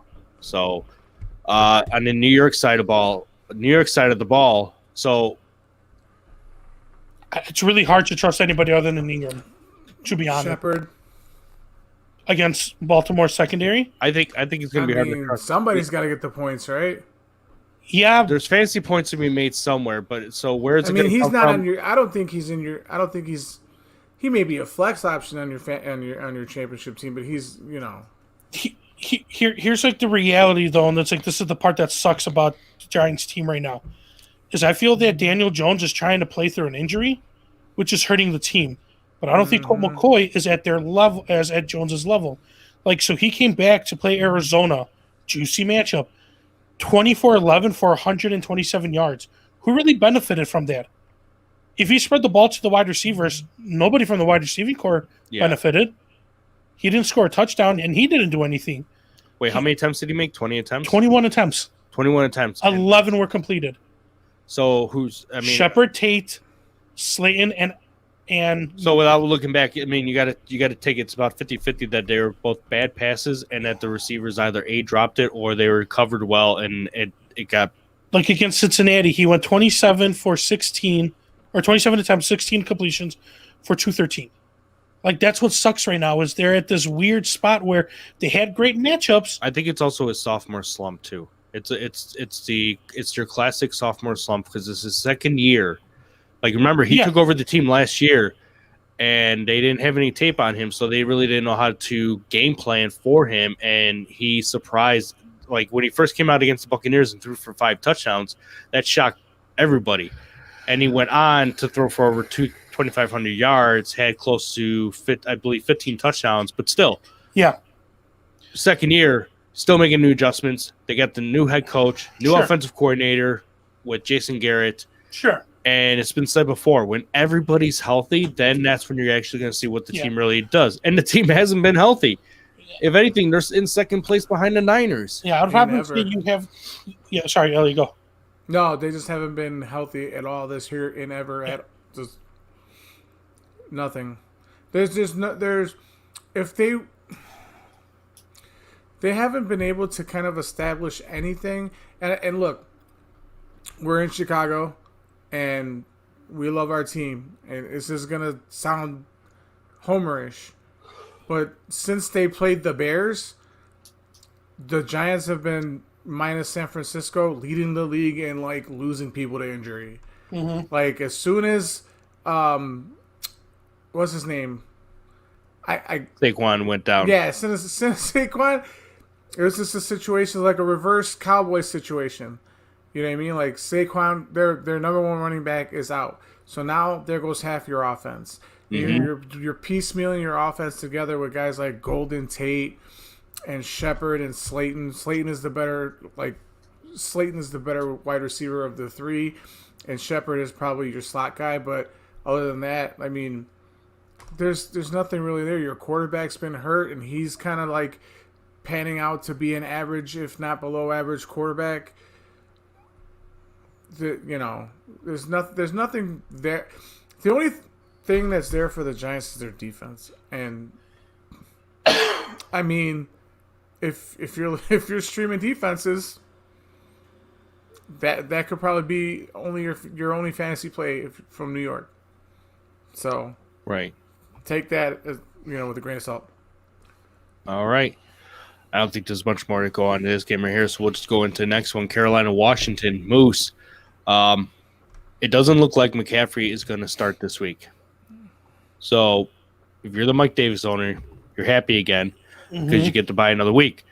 But are you really happy against a Washington defense that is sixth toughest against running backs, seventh toughest against quarterbacks, and second toughest against wide receivers? Do you feel confident with starting a Carolina player against this Washington defense? Wide receivers, yes. I think the Redskins. Give up the second least amount of fantasy points to Who's opposing that? wide receivers. The Washington professional football team. Yeah. Screw you guys, okay? I believe that the Wildflowers. The Wildflowers. The have Red a Wolves. way, way, way better run defense than their pass defense. So can they shut down Davis? Yes. Do I trust Davis against them? No. But once again, if I'm in the finals, Davis probably got me there. He's Probably. probably number 2 or probably my number 1 flex all season long. So I got to start him with confidence. I got to go in there. They got to do something. But, I mean, you probably don't have Teddy Bridgewater as your starting quarterback, but you probably have DJ Moore or Andrews as your top 1 or 2 guys. Well, not both of them, but 1 or 2. And I would definitely start them. Yeah, the Washington secondary is really beatable. Their corners are weak. If they don't get pressure in time, Bridgewater's he could hit Anderson for 20. He could hit Moore for 20 and take it to the house easily. I agree. Yeah, I mean last week against Green Bay, Moore got targeted 8 times, caught 6 for 131 yards. Mm. And I believe Anderson, I think he got the 1 touchdown. Did he get a touchdown? No, he was actually, they targeted him. And how did the Seattle wide receivers fare against Washington? Not well. Good. I don't know. That's what I'm How did you saying. get there? They're second toughest against wide receivers. Yeah, but I mean, it was not their corners that stopped it. It was their pressure that stopped it. And that's what I said. That if they get pressure enough on Wilson, that they're going to contain the wide receivers, which they did. However, they got beaten on the ground because they were too busy focusing on stopping what's leading Seattle's way. So I think against the Carolina Panthers, it's going to be the same thing. Stop the run, have Teddy Bridgewater try to beat him through the air. Okay. But I mean, once again, the only scary thing that I see here in this game is it's Ron Rivera's whole team. Who knows the Panthers better than Ron Rivera? So he's gonna. He has a script. This is a total revenge game too. Because if And I remember right, they did him dirty. I think they did. Why would you release him? Cam Newton was falling down. These guys were falling down. And to think, the GM of the Panthers will not be able to watch this because they fired him. 2020. Well, he can watch it. You just won't watch it as a member of the Carolina Panthers. Pretty much, but I think that would have been a more like, hey, The icing on the cake. right? The icing on the cupcake. Cupcake. The cupcake. All right, but speaking fantasy wise, if Alex Smith starts, you like McScorin. Yep. You're not going to have no Gibson, I but think- you like McKissick. Yep. Logan Thomas. We talked Logan Thomas already. I like Logan Thomas. Like, I'm pretty sure a couple people picked him up to stream. Yeah. Or you're playing him in a flex, maybe. And you already made your valid points from the Panthers side with DJ Moore, Robbie Anderson, Mike Davis. You're definitely not picking the tight end for the Carolina Panthers, which that's where Washington's at its weakest is the tight end position for giving up most points. Mm-hmm. But I mean, Bridgewater's still rushing in touchdowns. He should still. This could be a really close game, wouldn't you say? I mean, I think so, but I got Washington winning. I think they taste the playoffs, and I kind of feel that that's what they're pushing are they for. tasting the rainbow of the playoffs?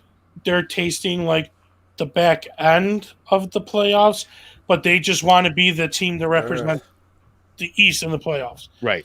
I kind of feel like if they do that, like, how great would that be for the organization with everything that has been going through, everything with the quarterback situation?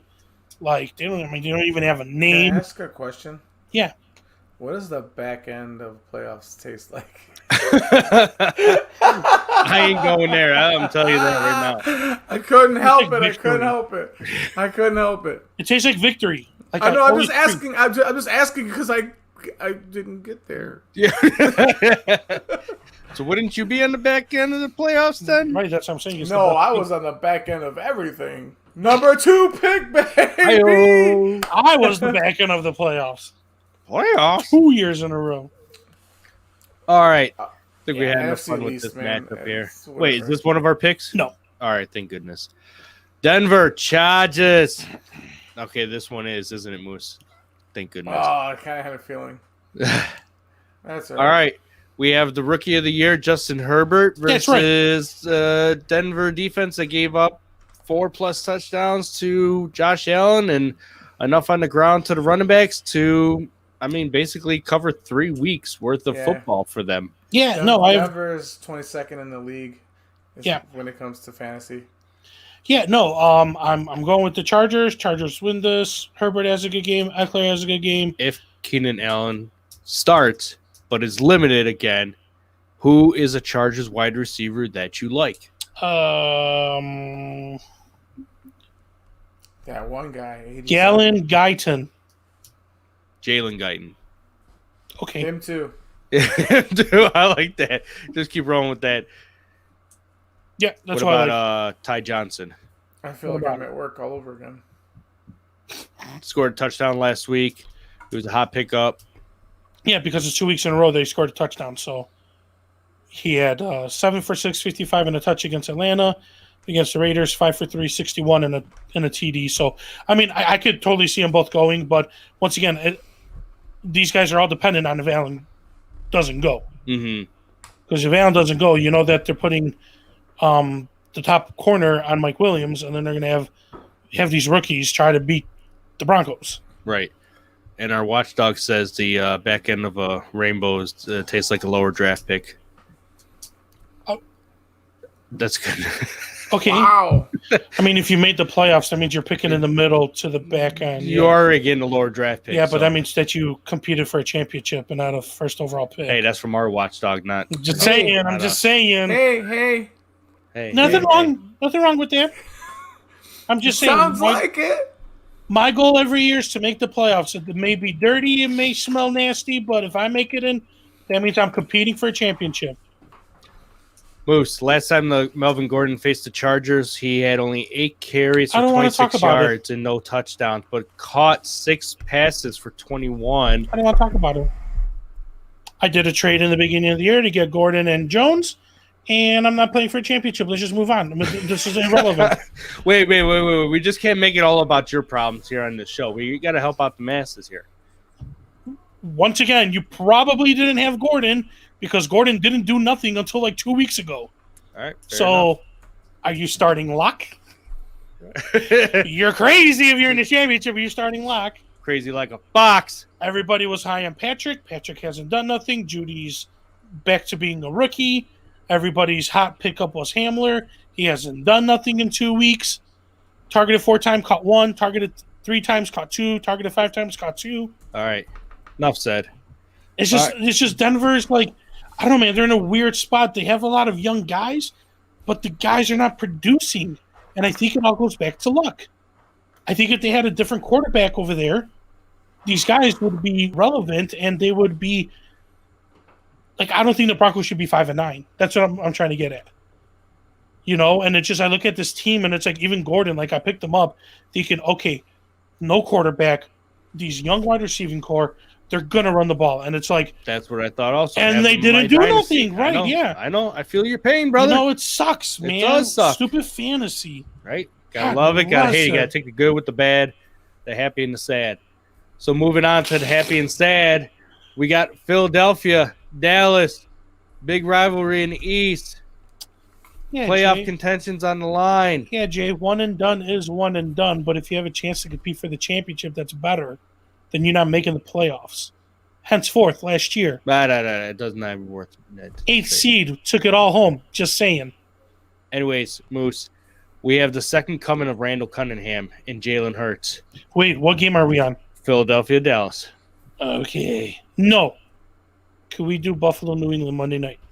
Sure. Let's do that first. Let's do that. We'll jump straight to the Monday night. Because, I mean, game. obviously, you know now the last 3 games. Mm-hmm. Mm-hmm. Mm-hmm. All right, Buffalo. Hey, Pats. man. They dethroned the champs. What's the story on Stephon Diggs? So apparently he has the foot injury, but he has been practicing in full. Okay. And he's saying that he's ready to go. However, the team is still saying that they're going to monitor him. Okay. So So game time decision. pretty much, but it looks to be on the positive side of it. All right. Sounds good. We saw a Devin Singletary touchdown. Does this show signs of the remaining weeks were to be a little more productive I think so. and fantasy relevant? I think so. I think I stated like 2 weeks ago that Singletary is the running back you want out of the Bills. So I think that's the way to go. And obviously, Josh Allen is probably the quarterback that most people have in the championship games because they got him super Yeah. late in the draft. And he is, I believe he's ranked the third quarterback in the NFL. Yeah, I believe you're right on that. 4,000 passing yards, 30 touchdowns, 9 interceptions. Just under 400 rushing with 8 rushing touchdowns. Mm-hmm. So he's probably the quarterback that took you to the finals, or you're probably facing him. I mean, currently he's the number 2 ranked quarterback in fantasy. So, I mean, we've talked about how much we love Josh Is Allen. Mahomes number 1 or Yes, Aaron? Mahomes is number 1, Aaron's number 3, Kyler's number 4, Yeah. Mr. Unlimited's number 5. But we talked about how much we love Josh Allen this year, that even though he was going at the bottom part of the top 10, we felt he was more of a top 5 top guy. Exactly, yeah. He was one of those on the brink, but it was so loaded as it was that it was hard to it was splitting hairs. Yeah, like you got him like 8th, 9th, 10th round. Like you did great. Yeah. You got him at a great value. Great value. So, I mean, if Diggs doesn't start, I mean, it's going to be all Cole Beasley at this Mhm. point right here. And he had a great game last week. Even like Diggs had a great game, Beasley had a great game. Beasley has been the most underrated Yes. wide receiver to come out of this 2020 fantasy season so far. I agree. And that's all due to the fact of the inconsistent playing of John Brown and finally going to IR, and plus how much Josh Allen has spread the ball when he was healthy. Excuse me. I mean, so here's the crazy part. He needs 4 more targets to tie his most ever in his career. Cole Beasley. he already surpassed. He has 79 receptions, so that's the best of his career. 950 yards, best of his career. 2 more touchdowns. He ties 6 touchdowns to be the best of his career. So, I mean, how Dallas let this guy go? I mean, it's kind of like they let him go, but they got CeeDee Lamb. I think it was misutilized in player personnel. I think so too. You know, And I think he was the perfect person for Allen. He was that underneath guy. He was that safety valve. You go and get Diggs. You're a big home run hitter. yeah. You have guys like Davis and McKenzie stepping up whenever they needed to. They got those big plays, those big touchdowns for them. He's the speedy little guy. Everyone loves Yeah, to have in man. the slot, man. Yeah. It's just how it is. I think honestly, there's nothing to talk about on the New England side of the ball. I don't think so. So that's it for me. With Yeah, this just game. congratulations to the Bills, man. Finally. Right? Like- Since they haven't won the division since '95, and it was before Josh Allen was born. Yeah. And then congratulations to the Dolphins. I'm giving a quick shout out to them because they're 9-5. Yeah, So that's their second winning season in the last 12 years. So congratulations to that. And then screw you, Patriots. yeah, that's right. Screw you guys. I'm going home. Anyways, I'm going home. into the 3 matchups that we're going to be choosing. First off the bat is Philadelphia Dallas. And I already said, second coming of Randall Cunningham. We have a Jalen Hurts. 2 great games. Goes up against Dallas defense that gives up almost tops of the most points to opposing quarterbacks.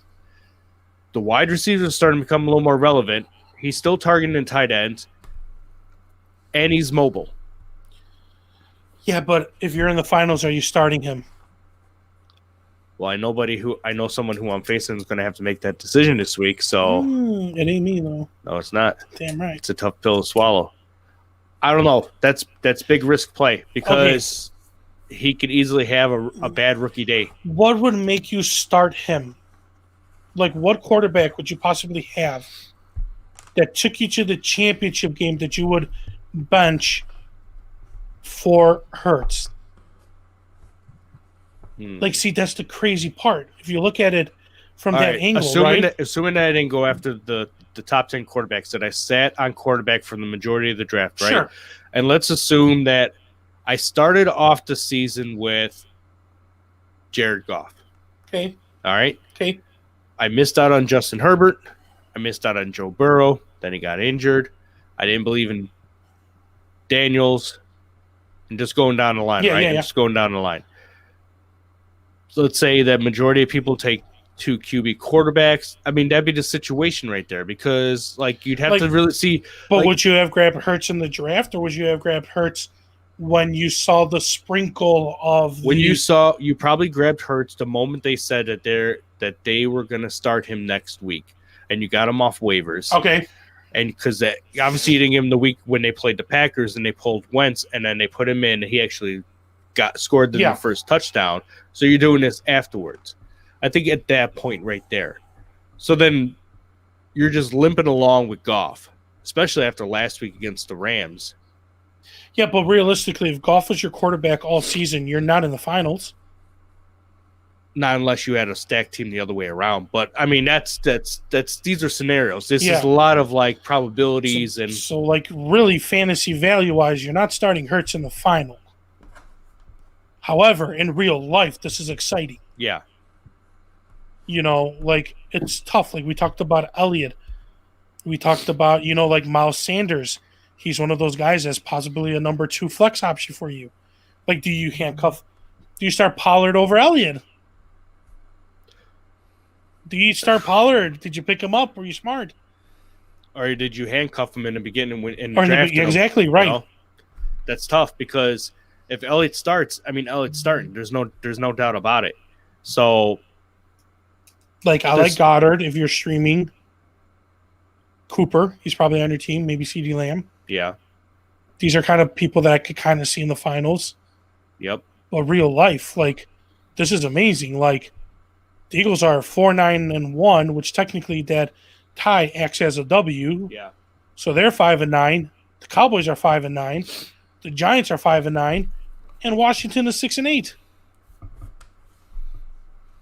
Crazy. It's so crazy. And I'm very interested to see if Hurts has the nuts, I guess, per se, for the NFL if your team is on the line to make the playoffs. So you're saying nut up or shut up? Pretty much. Pretty much. Any of the wide receivers from the Eagles that you would consider playing this week? The Deshaun Jackson got reactivated off IR. Maybe Reagan. Greg Ward, maybe. Rager. Sorry, Him not too. Reagan. Him too. But Rager, just because like I said, they utilized him more as like a Swiss Army knife, where it's like the screens are going to him, the jet sweeps are going to him, the quick stance. He's not just like run the curl or run this, like they're trying to incorporate him to get as many yardage. But I mean, other than that, not really, because I mean, if it's not Ward this week, it may be Fulham. If it's not Fulham, it may be Jeffrey stealing the touchdown. Fulham. The full hand. He's still there, man. He's still relevant. He is. Could be. He's still glossy. He's still sweet. All right. Well, I've heard enough. Let's pick this. Elliot, you're first. Yeah. I'm going with Philly. Come on, man. See? I'm also going with Philly. I'm going to pivot on this one. Give me the boys. All right. You're going with the Red Rifle? Going with the Red Rifle. It's throwing Rona bullets. Gonna throw Ronan bullets in your Hashtag defense. 2020. That's for sure. Oh, get him, son. Hey, get him. Get him, son. All right. Speaking of golf, we got LA versus Seattle. We have Mr. Unlimited Playoff Killer, Russell Wilson versus the not so king Goff. But is he the playoff killer this year?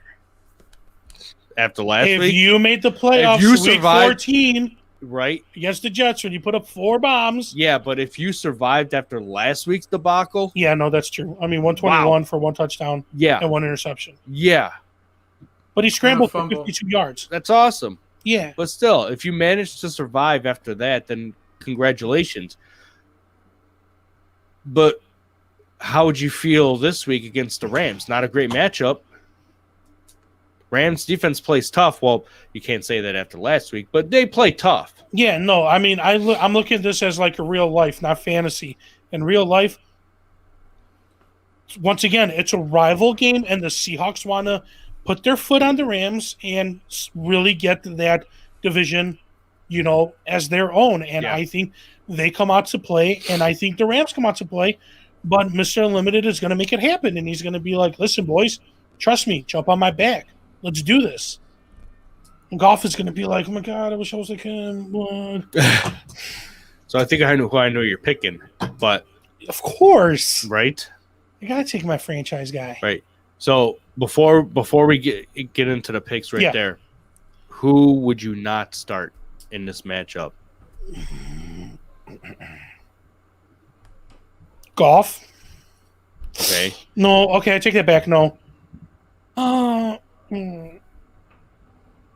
think it's going to be a shootout. I would start. You can't sit Cooper Woods. Cup or Woods. Him too. Coop. Coop. My Hang with Mr. Coop. my European is coming out of me. That guy. Christian Coop, Christian Coop, and Roberto Woods. That guy too. That guy too. Yeah, that guy. That guy. That guy. So what about the other guys? Henderson, Malcolm Brown. That the running backs scare me. Okay, so if I had to choose, I would not start the running backs. Exactly. Chris Carson. I would, yes. All right. When Russell Wilson, yes. The two Metcalf? wide receivers. Yes, Lockett, yeah. Metcalf, isn't Metcalf kind of questionable? Well, he had dealt with a hamstring during the game, but he finished out the game, and he does not hold a questionable status as of right now. Yeah, there's no reports on him missing anything. So, with that being said, Elliot, who you picking? I'm going with my guy, man. Even though he blew me, When in going doubt, with, follow going up. with Seattle, man. Right. What- Sweep it. Yeah, you too? Yeah. Man, 2 weeks in a row we swept on the Saints. Or on the Seahawks. All right, and our final game, the Sunday night fired up match, Tennessee Titans, tighten up versus the Pukers, the girly girls of Green Bay. Man, that's gonna be a good game. Yeah, that's why I Right. picked it. Derrick 'Cause Henry is just going to go I am envisioning. boss hog on Yes. that Green Bay defense. Yes, you know how they say like in Christmas, what is it? The visions of sugar plums dancing in your head. Yeah, and I just picture like Henry just like running over. Dancing on sugar plums Oh, over the Green Bay yeah. Packers. Man. Yeah. I just picture Henry muffing everybody. The Muffin Man? Yes. What do you know about the Muffin Man? Tannehill coming out. Can't really say much about the defense. No. But I mean, All right, so like, let's be real though. We all know like Derrick Henry has a great matchup against the Packers, but let's talk about the two wide receivers on the Titans, and that's Corey Davis and AJ Brown, which could be on people's championship teams this week. yes. So Corey Davis last week he caught 6 passes for over 100 yards and a touchdown. Yep. AJ Brown had 5 catches for 47 some yards and a touchdown. The touchdown saved his day. Yes. So if there's one thing Green Bay does well is they are always in dime formation. They have a decent secondary, and they tend to shut down wide receivers a little bit. Yes. I definitely will agree that the Packers, Although last week DJ Moore did catch 10 passes for 130 yards. like their secondary is better than their front seven because they can't get pressure. However, if you're gonna say that you're shutting down AJ Brown and Davis and you're pot committed to this Packers, like you have Henry running the ball. And if you stay committed to trying to stop Henry, then AJ Brown or Corey Davis could. Which them alone are like. Which, regardless, so if anybody who asked that question out there, should I start Corey Davis or should I start AJ Brown? I doubt you have both of them because why would you? But if you had one or the other, I think you could start both confidently. Thank you. Yes. Again, same thing. This has playoff implications, not so much for Green Bay, but for Tennessee. They are 10-4. And I like Tannehill, man. Indianapolis is 10-4. Tennessee is 10-4. Yeah. Indianapolis is 10-4. Yeah. So they're fighting for who's going to win that division. Yeah. So there's a lot of implications there. Nobody's going to be holding back. Green Bay wants to get the home field advantage, that bye. So I guess that's the one thing that they're really fighting for. But, there we go. Yeah, I had some conversations with some of our Bears faithful, and they are so excited for the Packers Week 17 because they swear that the Packers are going to get a first-round bye and the Packers are going to sit everybody. Oh, so they could just let us walk into a playoff? That's exactly what I was saying. They're not. Aaron Rodgers is going to be like, on that. Legit. Like, I know we will listen. And all of you, we actually after this we got to talk Bears. So I forgot about. Yeah. So I'll save that for later. So anyways, you're starting Aaron Rodgers, you're starting Aaron Jones, you're starting Devontae Adams. Yeah, like Robert Tonyan. Probably you picked him up, and that was a great pickup because you're in the finals. Right. Lazard or MVS? Probably not, right? Probably not. I'm probably leaning towards Lazard. I kind of been leaning towards Lazard more than MVS. He had 6 for 5 against Carolina, so why not carry that over to Tennessee? Whereas MVS was, what was he? He had 1 target. Yeah. So Lazard. Yeah. And I mean, once again, you probably don't have all of these guys on your team if you're in the finals, but I mean, you could have Aaron Rodgers. He could have led you there. Mm-hmm. Probably have maybe Devontae Adams, or you're playing a Devontae Adams. And to be honest here, I like the upset. I'm going with Tennessee. I'm just going to go up and say it. All right. What are you doing, Elliot? Tennessee. Good play. Damn it. You coming on the boat? Coming on the boat? Are we going to go 3-way this week? Sweep it. Tennessee. Damn it. I was gonna go Packers, but I'm sorry. Go Charger, go. Look, that if navy blue and orange that beats through my courses through my veins, beats in my chest. I'm not going to pick the Packers. So you went with even if Green Bay comes in with the bye or whatnot, they're still gonna play everybody the first half of the game to make sure we don't. Right. No, man. Your best No, bet. I totally agree. Yeah, I totally agree. I just think that, like, Green Bay's going to have to pick one. A.J. Brown or, I mean, listen, Green Bay has a really good offense and they can score. And Tennessee's secondary is not great. They will have problems guarding Devontae Adams, Robert Tonyan, and essentially Aaron Jones as well. Aaron Rodgers is going to find ways to, win this game. So, regardless, I mean, we're not going the other way. We're going Tennessee. Yeah. So, anyways, to wrap up the show, Bears, Jaguars. For all you Trubisky truthers out there, this is probably the final week where you could be just banging on that drum that it should have been Trubisky the whole damn time. But let me remind you that this is the same quarterback who has failed to produce his projected fantasy point total for more times than I can count on my hands and toes, who has let you down more times than also I can count on my hands and toes or hands and feet. And even though the last 3 weeks, the Bears have scored 30 or more points, which hasn't happened since 2013, Trubisky only scored 30 points in week 14. Week 13 and week 15 was 14 and 15. He goes up against the Jacksonville defense. This should be a layup game for the Bears and all company involved. Sure. Allen Robinson, Trubisky, Montgomery, Mooney. Mooney had a good game last week. Graham. But something tells me that he's going to fall short again of his projected total. It's a trap. It's a damn good trap. And you're going to see a great game out of Montgomery again. Last week, he ran for 142 yards. He caught 3 or 5 passes. Looked magnificent. That's what we were wanting all this time out of a running back. I think the scariest part of this game is Mr. Minshew's back. And I think when when Garden's back there, being the quarterback, I think he brings some life to that offense.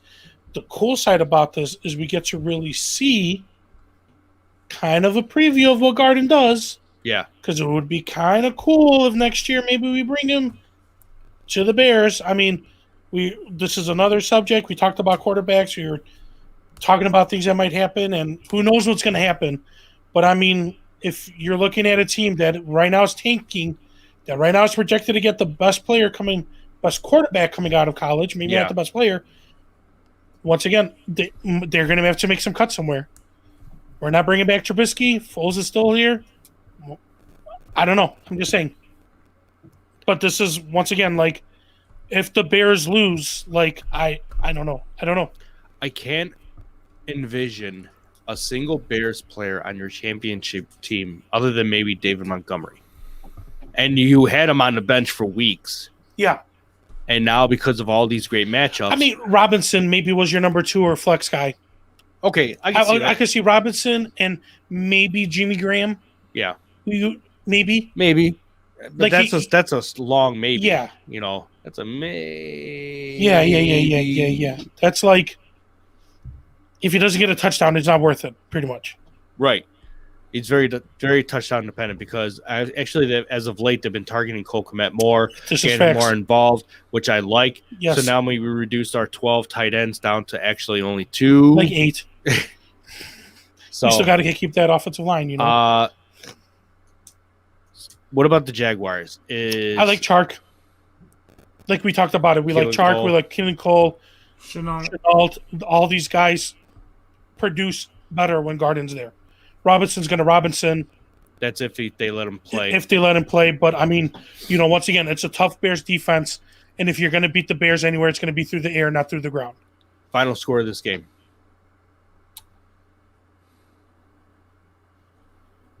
Bears 31, Jacksonville 24. You're almost reading my mind, bro. I felt a connection. Right? I felt the connection. Yeah, it was right there. I was going to go 31-26 Bears. Oh, good one. Elliot? So are the 28 Jags throwing the Jet. No. 28-17 Bears. 28-17 Bears. All right. Jags are going to jag. I mean, technically, the only way they're going to jet is if they win. Because right now they have the number 1 pick. So them winning drops them to number 2, and the Jets. And if they really truly want to be Tanksonville, then no, they're not. Right, exactly. So is it going to be like fourth quarter? You're going to see Minshew on the bench? But you've been doing too good. Sit down. We're bringing in Glennon. No, sit down, sir. Yes, no, we're trying to get the first overall pick, and then you're going to be out of the team. So just sit down. Oh my God. They're gonna substitute him with the guy who was supposed to be there to transition to Trubisky. Glennon, yeah. Yeah. And then is Oh, my essentially goodness. going to be his transition for Gardner to the Bears. Goodness gracious, what a crazy year this is. It's Helps almost to be over. 6'8". Helps to It's be a almost 6'8" over. quarterback, man. Mm-hmm. But what is over today, boys, is our show. Look man. at you. As sad as it may seem, I had a lot of fun. I hope everybody else had as much fun. Thanks for commenting. Thanks for asking some questions. Guys, don't forget that we are all over the place on social media. Yeah. We're all over the place on our podcast. We're on Apple Pod, Spotify, iHeart, Google Cast, Overcast, Undercast, But more importantly, Merry Millhouse Christmas, Cast. Yeah, everybody, man. Absolutely. Merry Christmas, Merry bro. Christmas. Happy Kwanzaa. Happy Happy Hanukkah. Hanukkah. Happy whatever religion or non-religion or whatever you guys do. Right? Like, If you it's been a crazy year. We're 2 weeks away from a new year, or not 2 weeks, like a week and a half. Yeah. You know, just eat, be merry, be safe out there. Exactly. You know, it's Christmas time. Santa visits everyone. You know, it's beautiful. It is a beautiful time of year. Yeah. So let's be kind to everybody. Yeah, man. It's been a pleasure Yeah, doing it's this been- podcast, you been guys. fun. You know, almost end of the year. Yeah. Thank you, Jay, for being a crazy listener and chiming in all the time. Yes. Thank you, Jay. That's right. Happy birthday. Oh yeah. Thank you. Tomorrow the big guy turns. Big guy, 32, man. Oh, I'm my so gosh. old. You don't know old yet. So old. I know. That's I why I wish have I to was shave. 32 If I again. shave, I look like I'm 18. So go back in time and shave, my friend. Then I don't get it anywhere. I'd love to be 32 again. No, I'm not complaining. It just sucks, you know, because you can't go back. You can never go back. Can never go back. So you just got to live in the keep going moment and forward. keep going forward. Damn right. Awesome. So keep moving forward with us Yes. next week, as we're going to be covering week 17, folks. And then we'll be discussing everything underneath the sun from here on out. So from all of us here, Windy City Fantasy, myself, Moose, Elliot, stay Good luck frosty and today, Merry guys. Christmas, Happy everybody. holidays, everybody. Good luck, champions. Oh, yeah. Mhm.